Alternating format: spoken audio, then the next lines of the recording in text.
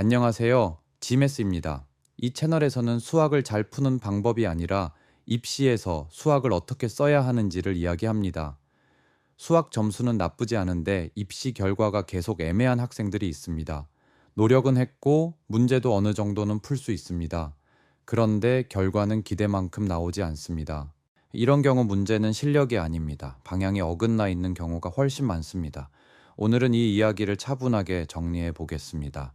입시에서 보는 수학은 얼마나 많이 알고 있느냐의 문제가 아닙니다.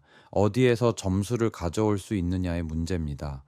이 방향이 어긋나 있으면 공부량이 늘어도 결과는 크게 달라지지 않습니다. 오히려 열심히 할수록 불안해지는 경우도 많습니다. 왜냐하면 무엇을 기준으로 공부하고 있는지가 정리돼 있지 않기 때문입니다. 이 차이는 재능의 문제가 아니라 공부를 어떤 기준으로 해왔느냐의 차이입니다. 현장에서 가장 자주 보는 학생 유형이 있습니다. 수업 시간에는 설명을 이해합니다. 어려운 문제도 접근은 합니다. 운이 좋으면 맞히기도 합니다. 그래서 본인도 실력이 없다고는 생각하지 않습니다. 그런데 시험만 보면 항상 비슷한 결과가 나옵니다. 중간 난이돼서 실수가 나오고 시험이 끝나고 나면 늘 같은 말을 합니다. 시간이 조금만 더 있었으면요. 이 말은 노력했다는 뜻이기도 하지만 동시에 전략이 없었다는 신호이기도 합니다. 이런 학생들의 공통점은 시험이 끝나면 문제를 다시 보지 않는다는 겁니다. 틀린 이유를 정리하지 않고 그냥 시간이 부족했다고 결론을 내립니다. 그래서 다음 시험에서도 같은 실수를 반복하게 됩니다.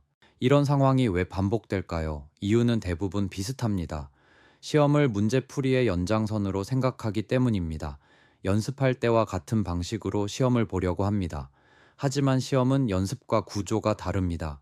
연습은 시간을 써도 되지만 시험은 시간을 선택해야 합니다. 이 차이를 이해하지 못하면 실력이 있어도 점수는 불안정해집니다. 그래서 공부를 많이 해도 결과가 따라오지 않는 상황이 생깁니다. 그래서 시험장에서는 항상 비슷한 일이 벌어집니다. 아는 문제인데 확신이 없어서 시간을 씁니다. 그러다 보니 정작 확실한 문제를 풀 시간이 부족해집니다. 이 구조가 계속 반복되면서 점수는 늘 불안정한 상태로 남게 됩니다. 시험에서 점수가 만들어지는 방식은 생각보다 단순합니다. 모든 문제를 잘 풀어서 점수를 만드는 게 아니라 확실한 문제를 놓치지 않아서 점수를 지킵니다. 시험은 앞에서부터 차례대로 풀리지만 점수는 그 순서대로 쌓이지 않습니다. 어디에서 틀리느냐보다 어디에서 틀리지 않느냐가 더 중요합니다. 그래서 시험에서는 어려운 문제 하나보다 중간 난이도 문제 몇 개를 안정적으로 가져가는 것이 훨씬 중요해집니다. 이 구조를 이해하는 순간 시험을 보는 관점이 달라집니다. 이렇게 생각하면 시험은 문제를 푸는 시간이 아니라 점수를 관리하는 시간이라는 게 분명해집니다. 그래서 시험 전략이 없는 공부는 항상 불안정할 수밖에 없습니다. 그래서 시험장에서는 기준이 필요합니다. 아무 생각 없이 문제를 푸는 게 아니라 문제를 보자마자 이걸 풀지, 지금은 넘길지를 판단해야 합니다. 이 판단이 없으면 시험은 항상 흔들립니다. 그 기준은 어렵지 않습니다. 복잡한 전략도 필요하지 않습니다. 첫 번째 기준은 풀이의 흐름입니다. 문제를 보자마자 어떻게 풀지 과정이 떠오르는지 아니면 머릿속이 잠시 멈추는지입니다. 두 번째 기준은 실수 가능성입니다. 계산이 길어지는지, 조건을 여러 번 확인해야 하는지, 조금이라도 불안한 지점이 있다면 그 문제는 지금 풀 문제가 아닐 수 있습니다. 세 번째 기준은 시간입니다. 이 문제에 지금 이 순간 얼마의 시간을 쓰는 게 맞는지, 이 시간을 다른 문제에 쓰면 더 확실한 점수를 가져올 수 있는지를 생각해야 합니다.